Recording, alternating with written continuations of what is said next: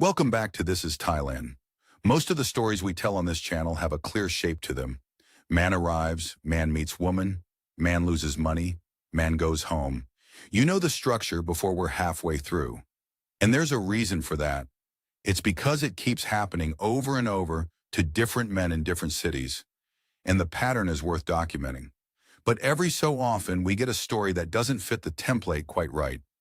A story where the question isn't really, was she lying? A story where the harder question, the one that keeps the man up at night, is something else entirely. Today's story comes from Brendan. He's 63 years old. He spent his career in IT support in Limerick, in the west of Ireland. He came to Thailand 3 years ago, after his working life ended and his house sold and his children moved to opposite ends of the world. He's still here, and well, he'll tell you himself how he is. This one's going to stay with you, not because of the numbers, though there are numbers.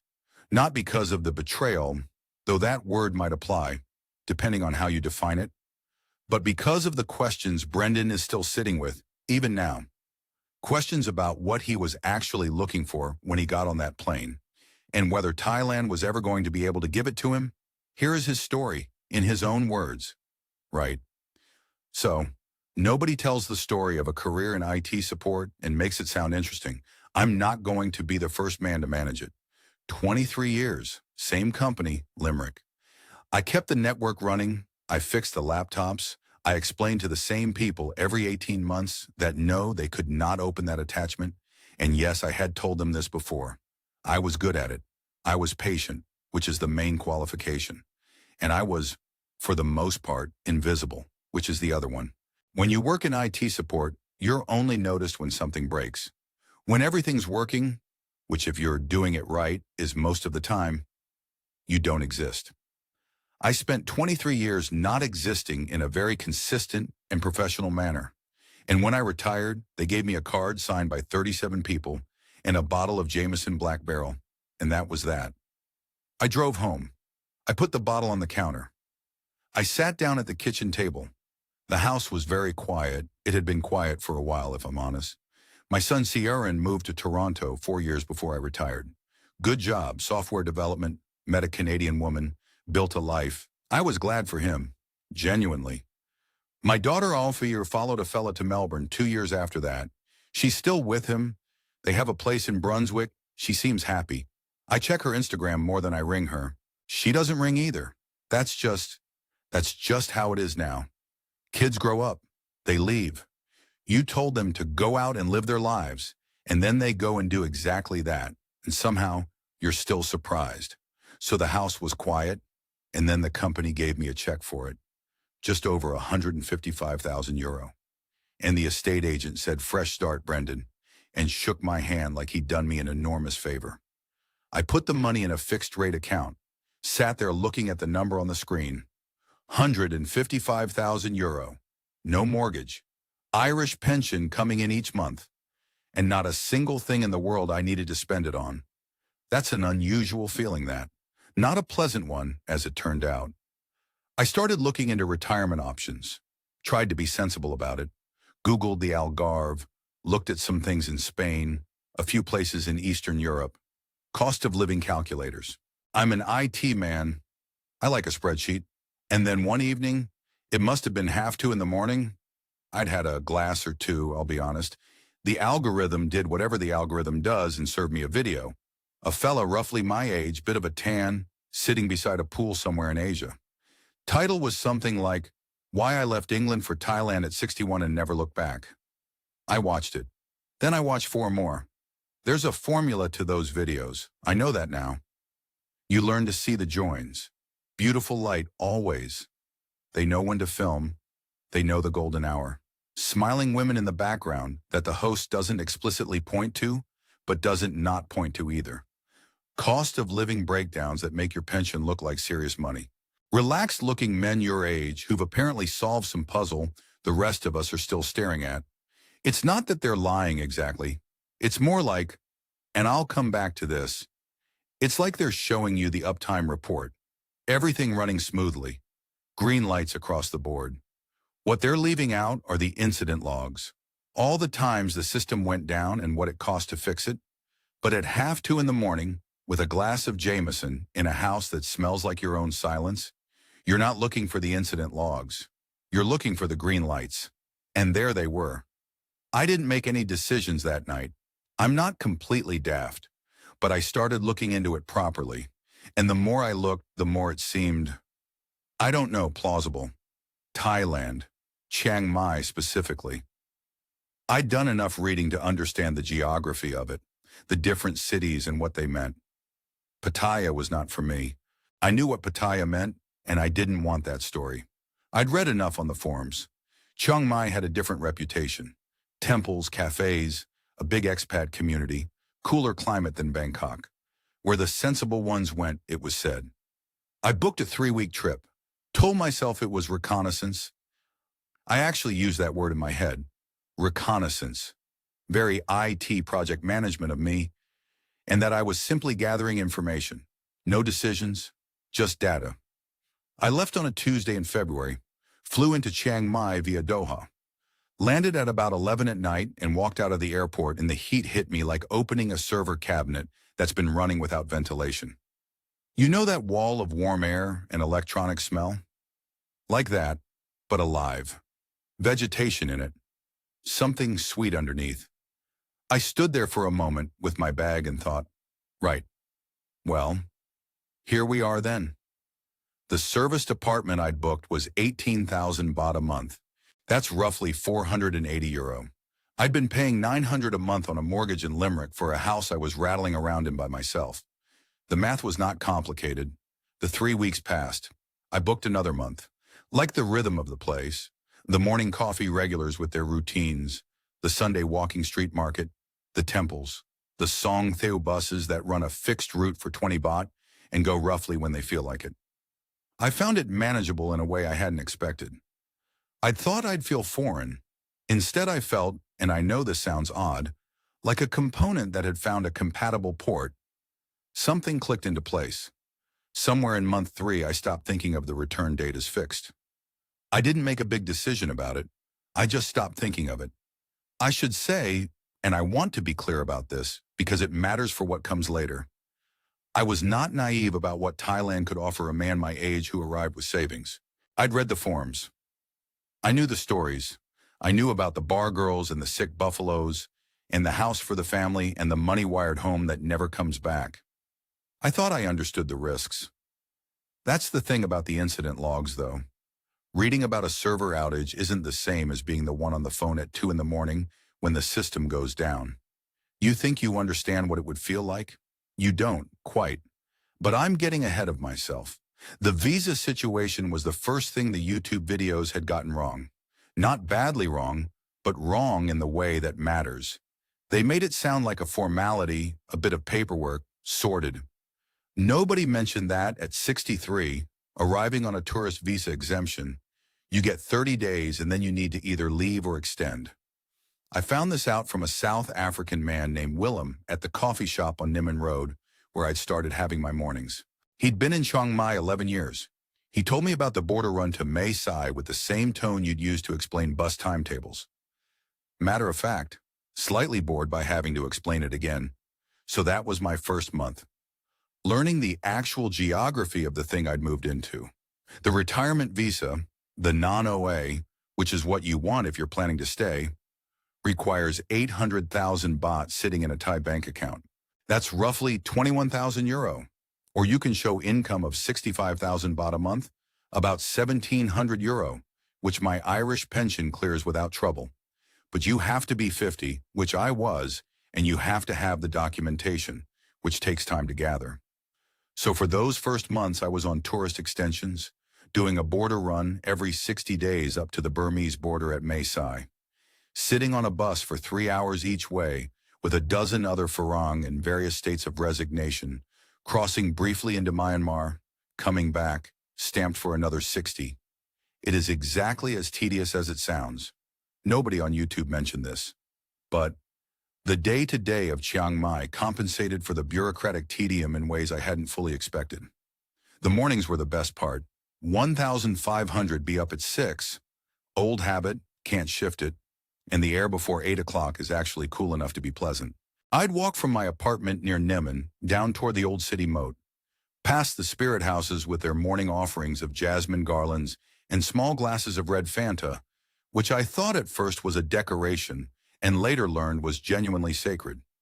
Past the monks doing their alms rounds in their orange robes in the blue early light, a silence around them that the whole street seemed to observe without being asked. I'd get a coffee at a little place on the corner near Wat Suan Dok, 60 baht, roughly €1.60, very good, and sit outside and watch Chiang Mai start its day. I want to be accurate about this part because one thing it matters. It was genuinely lovely. Not in a desperate, convincing myself way, just actually lovely. The city had a quality in those early hours that I found difficult to describe to people back home when I occasionally tried. A kind of layeredness. The very old and the very modern stacked on top of each other without much fuss. The ancient temple walls and the coffee shops and the construction noise and the monks, all just coexisting. I'd never lived anywhere that felt historically dense like that. Limerick is grand, don't get me wrong. But it's not Chiang Mai at 6 in the morning. The expat community sorted itself out fairly quickly into two types, as I mentioned. You'd learn to tell them apart within about 20 minutes of conversation. The bitter ones had a particular quality. They'd tell you immediately how long they'd been there, usually quite a long time, and then tell you what was wrong with the place, also at length. Corruption, visa rules tightening, the food not being what it was, the type of Farang who was ruining it. They'd say things like, "You're still in the honeymoon phase," with a look that suggested they had information you didn't and were choosing not to share it, which I found irritating. There's a category of person who mistakes disillusionment for wisdom. I've met them in IT, I've met them in Chiang Mai. They're essentially the same man. The other type was harder to generalize. They'd built something real, routines, Thai friendships, sometimes relationships, businesses that actually worked. A working knowledge of the language beyond Sawadee Krap and Kopkun Krap. A Dutch man named Henk was somewhere in between, which made him the most useful. 8 years in Chiang Mai, happy but not evangelically so, full of practical information delivered without drama. He was the one who told me about the cooking class. I want to be clear that Henk meant well. He always means well. He gives advice the way some people give directions. Confidently, frequently, with complete faith in his own knowledge of the terrain. The problem is that Henk's situation was not typical. He'd met his Thai wife through mutual friends at a university event. She had a master's degree. Her family was solidly middle class by Thai standards. Chiang Mai educated, no village house obligations, no sick parents in Asan. Henk's template did not apply universally, but he didn't know that, and I didn't know enough to know he didn't know that. Anyway, the cooking class. It was held in a little compound off Soi 5 near the superhighway, run by a Thai woman in her 50s who had been doing it for years and had the efficient hospitality of someone who genuinely enjoys feeding people, but has explained pad Thai approximately 4,000 times and is at peace with this. There were 8 of us that morning, 3 tourists from Australia on a 2-week holiday, a young German couple, a retired Belgian man whose name I've forgotten, me and a Thai woman who was introduced to the group as helping with translation. Her name was Nok. Well, her nickname. That's how it works here. Nearly everyone has a nickname. The actual given name is often quite formal and kept for official purposes. She was 38. She'd been in Chiang Mai for a decade, she said, working in hospitality management. She spoke English with the fluency of someone who'd learned it in actual use, rather than in a classroom. She self-corrected occasionally in real time, the way fluent speakers do, searching for the better word and finding it. She had an easy way of explaining things. The difference between this kind of chili and that kind, why you add the fish sauce at this moment and not that one. And when she said she'd come to the class because she liked teaching people, it struck me as a thing a person would say who actually meant it. I was careful about this. I want to be honest about that. I was 63, I had savings, I was alone. I'd read the forms. I was aware of what I was. And she was 38 and attractive and paid attention to me. And I clocked my own susceptibility immediately, the way you'd flag a security vulnerability in a system. Noted, being monitored. And then I put it aside and got on with learning to make tom kha gai. She laughed at something I said, a dry remark about my inability to use a cleaver without appearing to threaten everyone in the room. And the laugh was genuine, or seemed genuine, which I understand are not always the same thing. We exchanged line contact details at the end of the class at her suggestion. She messaged first that evening. Just a photo of the dish she'd made at home for dinner, with a question mark, asking if mine had turned out. I'd eaten mine standing over the kitchen counter of my apartment at about 6 o'clock because there was no particular reason to sit down at a table. I told her it had been edible. She sent back a laughing emoji and said that was high praise coming from an Irishman. I thought about that for a moment. Then I replied, "We had coffee the following Saturday at a place she suggested near the Thafi Gate. One of those spots that's half cafe, half garden, with wooden tables under a banyan tree and good enough Wi-Fi that you could work there, though neither of us was working."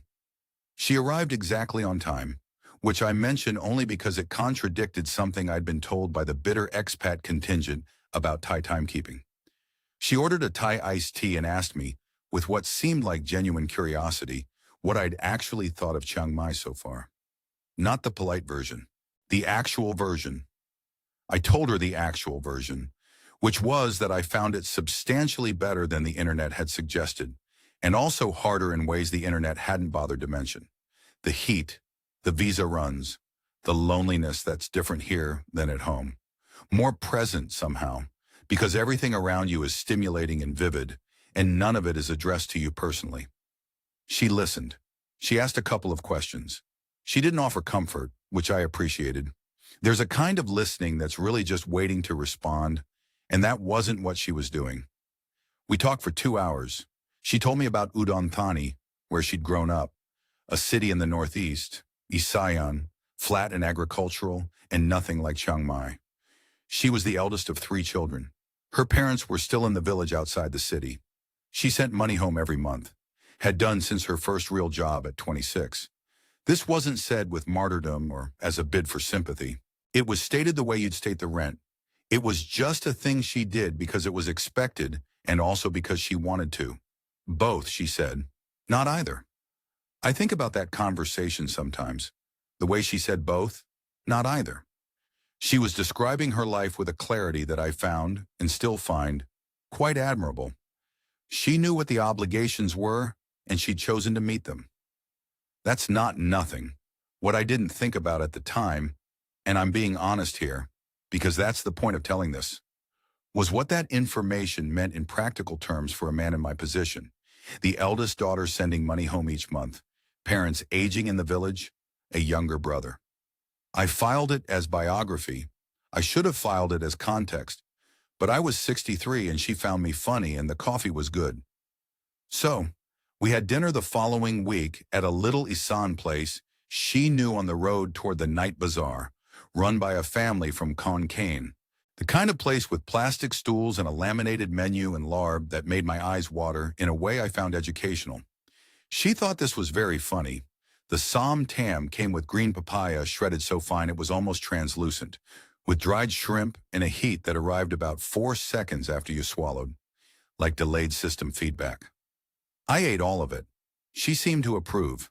She told me more about her work, managing reservations and guest relations at a mid-range hotel near Niman. Not glamorous but stable, a career she'd built methodically from a front desk job years ago.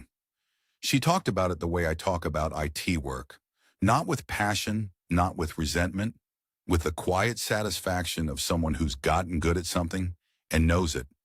I noticed during that dinner that she never asked me directly about money, about my pension, my savings, what I'd sold, what I had. A lot of the expat forum lore is about how quickly that question surfaces. It didn't surface. She asked about my kids, which I hadn't brought up. She'd asked about them at coffee, too, actually. I'd told her the facts, Toronto, Melbourne, and she'd said something about how that must be strange, to have children who are happy and far away at the same time. I hadn't found a way to put it quite like that before. It was accurate. By month 5, she was spending most nights at my apartment, rather than going home to hers after we'd had dinner. This happened incrementally, the way things do when nobody calls a meeting about it. a toothbrush, a change of clothes, more clothes. I was, I'll say plainly, glad of the company. The apartment was better with her in it. It smelled like the galangal and kaffir lime she'd keep in the fridge and use in things she cooked on the evenings she was home early. In month 6, she mentioned that a younger cousin needed her place, her previous apartment. She said it without pressure, mentioned it, and moved on to something else. And I was the one who brought it back around. I suggested she move in properly. She said she'd cover her own personal expenses and contribute 15,000 baht a month to the household, which is roughly €400. She was quite specific about this. She wasn't asking to be kept. She was proposing a shared arrangement with defined terms. I thought, this is exactly the opposite of what the forum said to expect. I thought, she's protecting her own dignity here, not trying to extract anything. I still think that's partially true. I want to be careful not to flatten this into a simpler story than it was. The 15,000 baht a month was genuinely reasonable. Our shared costs, the apartment, utilities, groceries, ran to about 35,000 baht. She was contributing nearly half. On her salary, that was not a small amount. I was covering the rest from my pension, and it barely registered. Financially, it was, as I told myself, economically sensible. What I'd also done, without quite framing it this way, was become the primary economic anchor of the household. That's a role. Roles have expectations attached.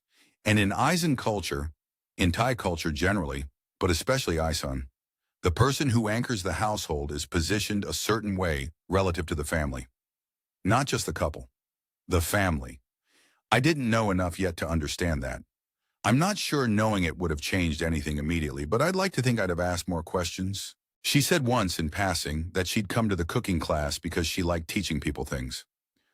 I've turned that sentence over a lot in the past year. I still don't know what to do with it. It might have meant exactly what it sounded like. It might have meant something else, or nothing at all, or something she herself hadn't fully examined. People contain more than one thing at once. I know that. I just wish I'd thought about it more carefully at the time. But I didn't. We were happy, or something close enough to happy that I couldn't tell the difference. And Chiang Mai in the cool season is beautiful, and she made excellent tom kha gai. And for the first time in about 2 years, I was sitting down at a table to eat. I want to tell you about the months 6 to 10, because people tend to skip over this part.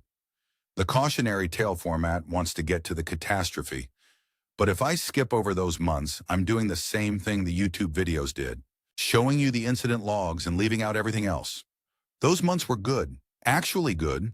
I'm going to be specific about that because it matters for understanding everything that followed. She knew Chiang Mai in a way that took years to acquire. Not the tourist Chiang Mai, not the elephant sanctuary trips you book at the guest house desk, not the cooking classes, not the Sunday walking street where you pay 200 baht for a mango sticky rice that costs 40 baht anywhere else. She knew the wet market that opens at 5 in the morning off Wallai Road, where you can get the freshest mooping in the city for 12 baht a skewer, the pork still hissing from the charcoal, eaten standing up with a paper bag of sticky rice pulled from a wicker basket. She knew a temple on the road toward Doi Suthep that doesn't appear in any guidebook, where the monks grow vegetables in a garden out the back, and the whole compound smells of wood smoke and marigolds. She took me there on a Saturday morning in September, early, before the heat arrived. We sat on a bench near the garden for 40 minutes without talking much and watched a very old monk water his cabbages with a plastic watering can that had a crack in the spout. That was a good morning. I think about it sometimes, the way you think about good mornings. She watched Thai dramas in the evenings when she was tired, the kind with improbably beautiful people emoting at each other in slow motion. And she'd translate the important bits for me without being asked. Not the dialogue. Just enough context so I could follow the shape of what was happening. I found I cared about the outcomes despite not understanding 70% of the words. She thought this was funny. I watched enough of those dramas over 6 months that I picked up probably 300 words of Thai, which is not very many but is more than zero, and enough to make market vendors laugh with what I chose to believe was warmth. So, that's the part that gets left out, 8 months of it being genuinely fine. The call from Udon Thani came on a Tuesday evening in month 6. She'd just gotten home from a shift and was still in her work clothes. Her phone rang and she looked at the screen and stepped out onto the balcony to take it. I could see her through the glass, the way her posture changed, the particular stillness that meant something was wrong without being panic. She was on the phone for about 7 minutes. When she came back in, she told me quietly that her mother needed an operation. Gallbladder. The provincial hospital in Udon could do it, but there was a waiting list and additional costs for certain things. The private hospital could do it sooner and more reliably. The total cost was 80,000 baht, about 2,100 euro. She said this with her hands together in her lap, looking at the coffee table. She didn't look at me when she said the number. She wasn't performing distress. If anything, she seemed to be suppressing it, the composed version of someone who's been holding a difficult thing for some time. She didn't ask me, I want to be precise about this. She stated the situation. Then she went quiet. I thought for about 30 seconds. I thought about the expat forums, which I had in fact been reading intermittently since arriving. The chapters of bitter testimony about sick mothers and operations that turned out not to exist, and money wired into the void. I thought about those men and their certainty that every medical emergency was a strategy. And I thought about the woman sitting across from me who had known me 8 months and had never once asked me directly for anything, and whose mother, as far as I could tell, existed and was a real person aging in a real village. I offered. She accepted. I transferred 80,000 baht to her account the following morning. The operation happened. A week later, she showed me photos on her phone. Her mother in a hospital bed, looking tired but upright, holding a plastic cup of something, wearing a hospital gown with a small floral pattern. She looked, as I said to Knock at the time, and have said since, exactly like someone's mother recovering from surgery, which she was. I've thought about whether I was manipulated in that moment. I genuinely don't know. The operation was real. The mother was real. The need was real. Whether the silence that followed her telling me was calculated or simply cultural, that avoidance of asking directly, which is something Thai people do, which has a name, Kreng Jai, this idea of not wanting to impose. I cannot tell you. I couldn't tell you then, and I can't tell you now. Month 9 was the land. Her younger brother, she'd mentioned him before, working in Udon Thani, trying to get a small transport business started, needed to use a piece of family land as collateral for a bank loan. The land had a title complication, some issue with the documentation going back years. 220,000 baht would clear it, about 5,800 euro. This one I hesitated on. I want to be honest about the hesitation, because I think it tells you something. I could feel, not quite a shape, but the beginning of a shape, something organizing in my peripheral vision that I couldn't look at directly. The mother's hospital bill had been one thing. This was a different kind of thing. Land, a brother I'd never met, a title complication I couldn't verify in any language I could read. She didn't push. That's what I keep coming back to. She told me the situation and she left it. And the not pushing bothered me more than pushing would have, because pushing I could have responded to. The space she left was harder to navigate. I ended up filling it myself. I did something practical. I found a Thai land title search service online. You can look up Shanot title documents, and I confirmed the land parcel existed and had the family name attached to it. It checked out. I transferred 110,000 baht, then waited 2 weeks, then transferred the other 110. 2 installments. I told myself this was prudent. I opened the forum a few times around then. Got as far as typing a question about land contributions and deleted it before posting. I already knew what they'd say, and I wasn't ready to hear it said plainly, because hearing it plainly would have required me to do something about it, and I didn't want to do something about it. The thing that was working, and I wanted it to keep working. So I closed the browser, and we had Cowpad at a place near the Nimmenhamen Road night market, and she told me about a complaint she'd handled at work that had made her laugh, and we ate and we came home, and everything continued.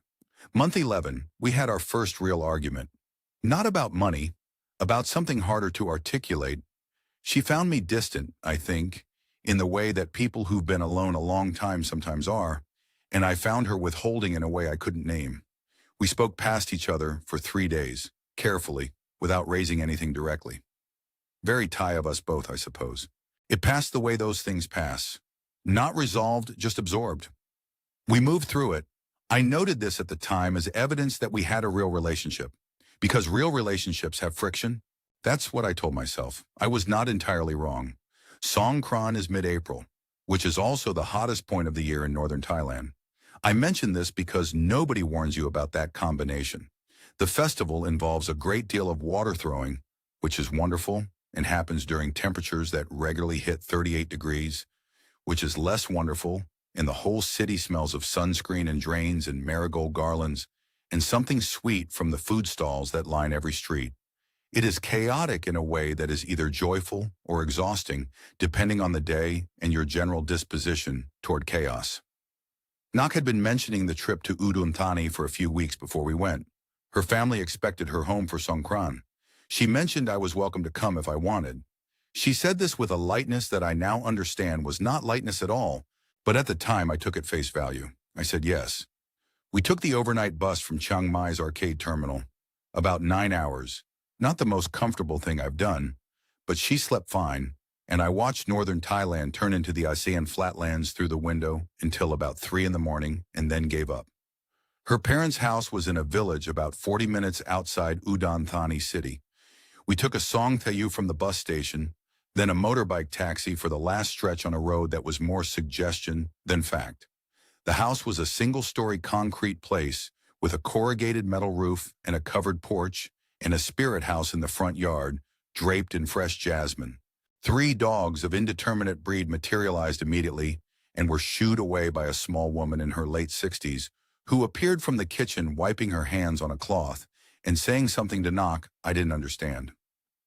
This was the mother, recovered from her surgery, visibly well, and apparently determined to feed me continuously from the moment I arrived until the moment I left, which is roughly what happened.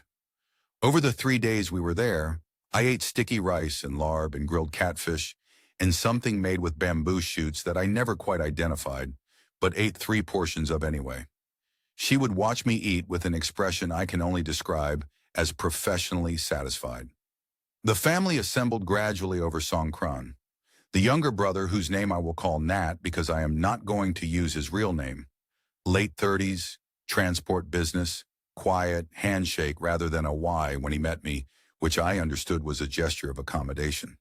Various cousins, a neighbor or two, an elderly man who was introduced as Nak's father's brother and who sat in a chair the whole time and watched proceedings with the calm of someone who has seen everything and has opinions about most of it. I was received with hospitality that felt entirely genuine. Food appeared constantly. The brother showed me his truck, one vehicle, a second-hand Isuzu, the transport business in its entirety. He was proud of it in a way that was straightforward and not performative. A child, maybe 5 years old, was produced and encouraged to say hello to the faring in English, which she did with the gravity of someone who'd been practicing. I said hello back with equal gravity. I sat on the porch on the second evening with a Chang beer while Songkran chaos continued in the street. Young men on motorbikes with water guns, children with buckets, a sound system somewhere nearby playing something with a very committed bass line. And I thought, I understand what is happening here. Not the festival specifically, the evaluation. I was being assessed, not maliciously, just honestly. They wanted to see what Nak had brought home and whether he was reliable. This is, I'd learn later, fairly standard. You don't just meet a Thai woman's Asan family. You meet the institution. You are being considered for membership. And the thing was, I liked them. That's what makes this part hard to tell.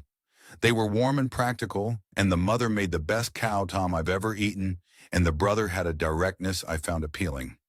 I didn't feel conned. I felt welcomed, which is a different thing, and perhaps a more dangerous one.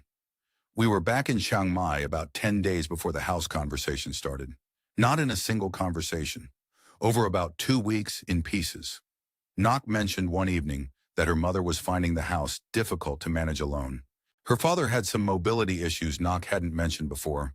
She mentioned that her brother's family, he had a wife and 2 small children, the 5-year-old I'd met and a younger one, were living in cramped rented accommodation near Udon Thani city. She mentioned almost in passing that the land the land I'd helped clear the title on, was just sitting there, empty, fully documented now, ready. None of these were presented as an argument. They were presented as facts, delivered over separate evenings, the way you'd load configuration files. By the time the number came up, the case had already been made without anyone making it. 1.2 million baht, 32,000 euro roughly. A modest house by any standards. 2 bedrooms, a proper kitchen, a covered area for the truck. For the village, not modest at all. For my savings, it was approximately half of what I had left after 18 months in Thailand. She said our land once while describing it. Then she didn't say it again, and I've never been sure whether that was a slip or an invitation or nothing at all. I said I needed time. She nodded. She didn't push. The not pushing again, doing its work. I went back to my spreadsheet that night, for the first time in months. I added it up.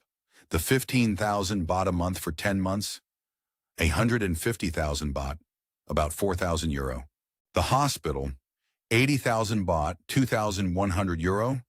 The land were 220,000 baht, 5,800 euro.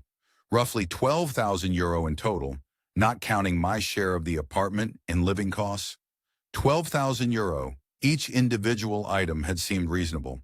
Together they formed something I didn't have a name for yet, but which had a shape, like a network diagram where all the traffic is flowing in one direction and you've only just noticed. I closed the spreadsheet, I opened a Leo and sat on the balcony and listened to the motorbikes on the road below, and tried to work out whether the 12,000 euro I'd spent over 10 months was the cost of a relationship or the cost of a mistake. I still can't answer that cleanly. Both, probably. Not either. The house decision sat there for 2 weeks while I did nothing useful about it. I went to my morning coffee. I walked the moat road. I ate breakfast at the market near Niman and watched the city do its thing and thought about 1.2 million baht and whether I was a man who had a girlfriend or a man who had a financial obligation that had grown a girlfriend-shaped exterior over 18 months. That's not fair to her. I know that's not fair to her. But I was sitting with it. I joined a Facebook group. Expats in Chiang Mai, one of several thousands of members, the kind of group where people post questions about visa extensions and restaurant recommendations, and occasionally, late at night, more complicated things. I joined it because I wanted to understand context. That's genuinely what I told myself. Not to investigate knock, just context. There's a difference. I posted a question on a Thursday evening. I kept it general. Something like, for those of you who've been in long-term relationships here, how do you think about family financial obligations, specifically around land and building? Where's the line between cultural expectation and something else? 14 responses within an hour. I read them all. I want to be honest about what I found, because it would be easy to present it as a chorus of warning that should have sent me running. It wasn't that. Some men had been outright taken, money wired to a woman who disappeared, land purchase that ended up entirely in her name, relationships that were transactional from day one with no ambiguity about it. Those stories were clear. Grim, but clear. But other men told different stories. A Norwegian who'd built a house for his wife's family in Surin 15 years ago and was still there, still married, considered it the best money he'd ever spent. A Canadian who'd contributed to a similar arrangement and felt it had genuinely integrated him into the family in a way that made the relationship real. A German who'd lost 30,000 euro and wasn't sure he'd been scammed so much as fundamentally mismatched. Different assumptions, nobody's fault. Terrible outcome. What they all shared, every single response, the happy ones and the ruined ones, was the shape of it. Graduated involvement. Each step individually reasonable. The family present and real and the need present and real. The commitment assumed rather than negotiated. The moment when you realize you're inside a system you didn't consciously agree to enter. That shape, I recognized it. I sat with the phone for a while after reading through. Then I booked a bus to Udon Thani. I didn't tell Nok.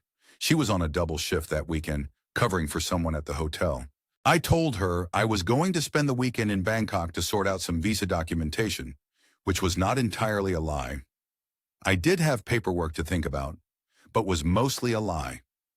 I took the overnight bus on a Friday, arrived in Udon Thani early Saturday morning, had a bowl of jock at a market stall near the terminal, and took a song to you out toward the village. I wasn't trying to catch anyone at anything. I want to be clear about that. There was no dramatic scenario I was testing for. I just needed to see the land, the actual piece of ground I'd helped pay to clear. I had the coordinates from the title document I'd been sent when we sorted the registration. It took me about 40 minutes of walking from where the Songthaeo dropped me. The village road was unpaved and the morning was already warm, the kind of flat Isan heat that has nothing to break it. No hills, no trees big enough to matter, just low scrub and rice paddy, and a sky that went all the way to the horizon in every direction. I checked the coordinates on my phone and walked until the numbers matched. The land was there. Of course it was. I'd verified it legally. I knew it existed. But the house was there too. Concrete posts, 4 of them, set in the ground. A wall started on the east side, maybe a meter high, breeze blocks, fresh mortar, a pile of additional blocks stacked nearby under a tarp. Someone had delivered materials and begun building. On the assumption I understood that the money was coming. 1.2 million baht that I hadn't agreed to send. The foundation of a house that didn't yet know it wasn't going to be built. I took some photographs. I'm not sure why. Evidence of what exactly I couldn't have said. There was a noodle shop about 10 minutes walk back toward the village. I went there and ordered a bowl of kway teow and ate it very slowly and looked out at the street. A dog slept in the shade of a parked motorbike. A child walked past with a school bag bigger than she was. The soup was good. Rice noodles, clear broth, a few pieces of pork, some green stuff I didn't know the name of. I sat there for about an hour. What I felt was not what I'd expected to feel. I'd half anticipated anger, the clean, clarifying kind that tells you clearly what to do next. What I felt instead was something duller and more complicated, a tiredness. The house was real. The family was real. The need, a mother who couldn't manage the house alone, a brother's family in cramped rented rooms, a village where this kind of house would matter, was real. And something else alongside all of that, something I took longer to name, the specific grief of a man who'd wanted to be needed and had got exactly that, and discovered the hard way that being needed and being valued are not the same arrangement. I stayed 2 nights in a guest house near the Udon Thani night market. I ate street food and walked around and didn't tell anyone where I was. I took the bus back to Chiang Mai on Sunday evening. I didn't mention the trip for 3 days. We had dinner. We watched one of her dramas. We went about the ordinary business of the apartment. I was trying to decide what to say and how to say it, which in IT terms means the problem was defined, but the solution was still compiling. On Wednesday evening, I told her I'd been to Udon Thani. I told her I'd seen the land. I told her I'd seen the house. She went very still, not guilty still, more like the stillness of someone who'd been waiting for a particular conversation to arrive and had just heard it knock. She didn't ask why I'd gone without telling her. She didn't address the secrecy at all. She just asked, after a moment, "Are you going to help with the house?" I said I couldn't do it. She nodded. Once. Neither of us shouted. The conversation was quite short. The 6 weeks after that conversation were the quietest I've experienced since Limerick. Not unpleasant, exactly. Just quiet in that particular way again. The way that has a shape to it, a presence. She started staying at a colleague's place a few nights a week. She explained this without elaboration, and I didn't ask for any. A change of clothes disappeared from the wardrobe. Then a few more things. A plant she'd had on the windowsill. The galangal and kaffir lime stopped appearing in the fridge. She never said she was leaving. I never said I wanted her to stay. We occupied the apartment together like 2 systems running on separate networks, polite and functional and not quite connected. About 6 weeks after the house conversation, I came home one evening and the remaining things were gone. She sent a line message that night. It was brief and warm and final, in the way that a well-written resignation letter is brief and warm and final. She wished me well. She hoped I was happy in Chiang Mai. She said it had been good, and I believed her, and I believed also that this did not resolve anything. I replied that I hoped she was well. I meant it. I still mean it. So, the accounting. 450,000 baht across the relationship's financial contributions, the monthly household amount, the hospital, the land. That's roughly 12,000 euro. Add my half of shared living costs across 18 months, apartment, food, the ordinary expenses of two people cohabiting, and the total financial impact sits at approximately 38,000 euro. I ran the numbers twice because I'm an IT man and I run numbers twice. I still have over 100,000 euro. I'm not destitute. I want to be clear about that because I think it matters. Not for sympathy, but for accuracy. The story of this channel is sometimes presented as the story of men who lose everything. And I didn't lose everything. I lost 38,000 euro in 18 months in the particular feeling of those first 8 months when I thought I'd finally found the thing I'd been looking for. The money I can account for precisely. The other thing I can't. I renewed my retirement visa 14 months ago. The non-OA. My Irish pension income clears the 65,000 baht monthly requirement without difficulty, so I didn't need to park 800,000 baht in a Thai bank account, which is just as well given everything. The immigration office near the Promenada Mall processes it efficiently. Takes half a day. I bring a book. One still have the apartment. I still have the morning coffee at the place near Wat Suan Dok. I still walk the moat road on weekdays when the air is cool enough. The Sunday walking street market is still there. Henk the Dutchman is still there, still dispensing advice with the serene confidence of someone who has never examined the specific conditions that made his own situation work. I no longer take the advice. We get on fine. Willem the South African who told me about the visa runs in my first month. He's still there too, still at the same coffee shop table. He told me when I mentioned the situation with Knox some months after it ended, that this was roughly what he'd expected to hear. I asked him why he hadn't said something at the time. He said he had, hadn't he? I said not specifically. He said that nobody says it specifically because nobody listens to it specifically. I thought about that for a while and decided he was probably right, and also that it wasn't particularly helpful information. So, if you're watching this, and I know who watches this, because I've become one of the people who watches this, I want to tell you what I actually learned, not the lesson you'd expect. The YouTubers weren't lying. That's the thing I keep coming back to. They showed you the release notes, the cost of living, the weather, the lifestyle, the sense that your pension can actually stretch to something decent here. All of that is true. Chiang Mai is genuinely lovely at 6 in the morning. The food is genuinely good. The pace of life is genuinely manageable in a way that Limerick, in February, in a house with the load-bearing walls removed, is not. What they left out is what I'd call the support tickets. The visa bureaucracy, the specific loneliness of being somewhere stimulating where nothing is addressed to you personally.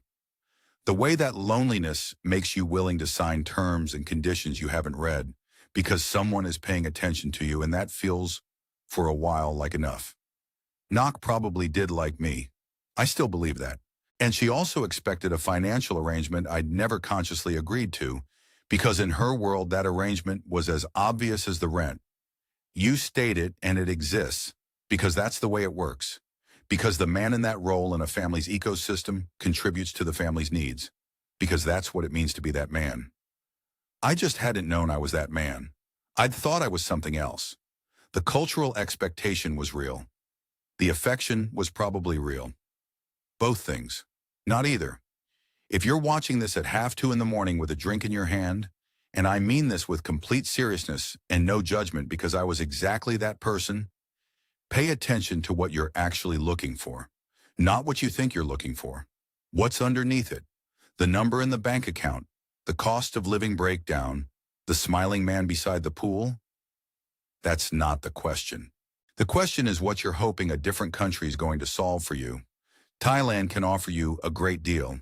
It can offer you cheap rent and good weather and very good food and a community of people in various stages of the same experiment you're running. It cannot solve the thing you brought with you on the plane. That travels in the hold. Duty-free. After Knox things were gone, I rang my daughter Oife in Melbourne. I'm not sure why that evening, specifically. I just picked up the phone and rang her. It was about 7 in the morning Melbourne time. She picked up. We talked for 40 minutes. I'm still in Chiang Mai. That's Brendan's story, and we're grateful to him for telling it with the honesty he did. Because the honesty is the point.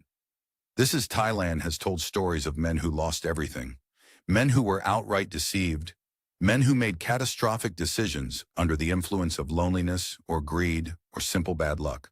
Brendan's story is harder to categorize than most of those, and that's what makes it worth your time. There's no villain here. There's a cultural gap, a financial assumption that went unspoken on both sides. A man who wanted to be needed and a woman who had real needs in an institution, family, obligation, expectation, that is older and more complex than any individual within it. Understanding that doesn't make the €38,000 feel better, but it might make the next person's experience different.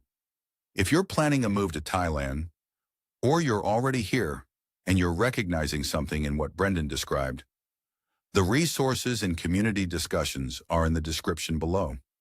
We read everything that comes in, new stories every week on This is Thailand. Subscribe if this one was useful to you and share it with someone who's watching that YouTube video at 2 in the morning. It might save them a bus ride to Udon Thani. Come for the dream. Stay for the reality.